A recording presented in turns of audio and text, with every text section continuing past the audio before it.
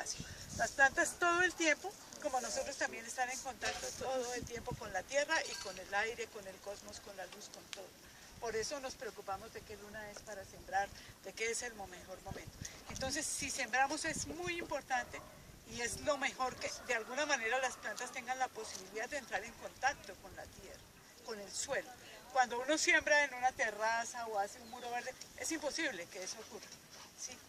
Es imposible porque en una terraza el suelo el suelo del lugar no está. Aquí lo hay.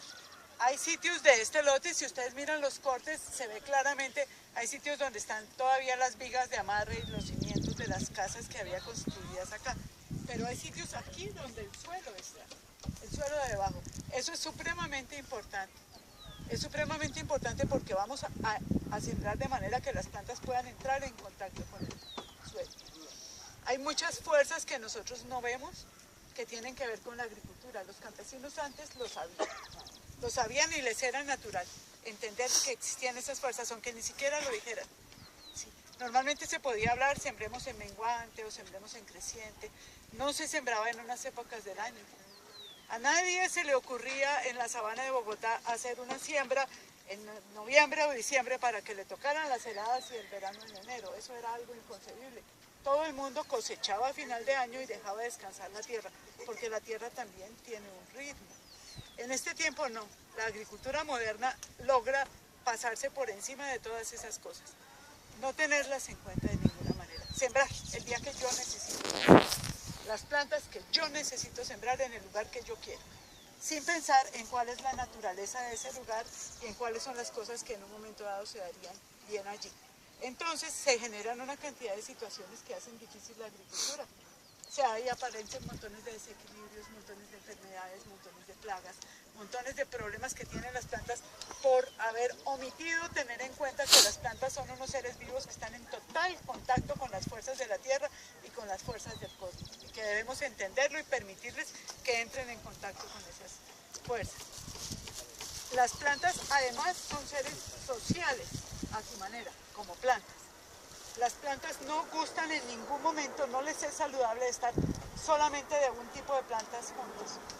Si todos nosotros en este momento nos reuniéramos por afinidad, ¿sí? Y encontráramos las personas que somos tranquilas y nos gusta pasarnos el tiempo sentadas, tranquilas, leyendo, haciendo algo, y las personas que somos de temperamento fuerte y todo, y nos juntáramos y nos separáramos absolutamente, solo hombres que quieran estar quietos todo el tiempo aquí, solo mujeres que quieran estar aquí, y no pudiéramos interactuar, no tendríamos con quién crecer, no tendríamos con quién evolucionar, no tendríamos contra quién estar viéndonos nosotros mismos reflejados, y la vida se volvería absolutamente insoportable para nosotros. A las plantas les pasa lo mismo. Las plantas tienen cada una sus distintas necesidades y hay muchísimos tipos de plantas. Normalmente cuando hablamos de una huerta hablamos principalmente de hortalizas. También hablamos de plantas aromáticas y medicinales, pero hay otra cantidad de plantas que deben estar en las huertas que con grandísima frecuencia olvidamos, y que son plantas que ayudan a que el lugar donde sembramos esté saludable, a que haya las posibilidades de que no haya cantidades de plagas y enfermedades. Eso lo conocemos, el hecho de que en un lugar natural, en un lugar, si vamos a un bosque o vamos a una montaña, aquí en este momento nos es difícil si miramos para cualquier lado mirar las montañas que aquí había, pero este es un lugar que tenía una naturaleza.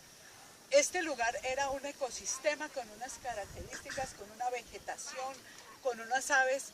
En todas estas zonas había cantidades de aves migratorias que llegaban en una época del año y tenían a dónde llegar. Y hay una cantidad de... Este suelo que parece durísimo, arcilloso y seco y todo, este es el suelo que tenía una vegetación natural de este lugar. Nosotros no tenemos ya ni siquiera mucha idea de cuál era la vegetación de este lugar, ni cómo era.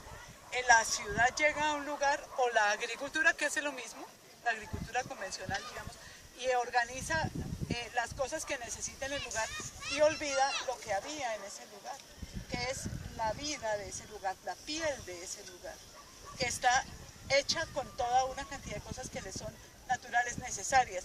Ese tipo de suelo arcilloso, el hecho de que aquí llueva poquitico, el hecho de que sea tan seco, había hecho que aquí hubiera unas plantas adaptadas a la vida de este lugar.